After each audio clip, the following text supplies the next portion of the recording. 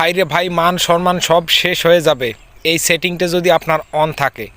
দোহাই লাগে এই সেটিংটা এক্ষুনি বন্ধ করে দিন, কারণ এই মোবাইল ফোন যদি আপনার বন্ধুদের হাতে পড়ে তাহলে সব দেখে নেবে। আপনি এতদিন ইউটিউব, ফেসবুক কিংবা অন্যান্য সোশ্যাল মিডিয়ায় যা দেখেছেন সব কিছু এক জায়গায় জমা হয়ে আছে। তো দয়া করে এই সেটিংটা এক্ষুনি বন্ধ করে দিন। চলুন কিভাবে বন্ধ করবেন আমি দেখিয়ে দিচ্ছি। ফার্স্ট অফ অল আপনার গুগল অ্যাপসটা ওপেন করবেন।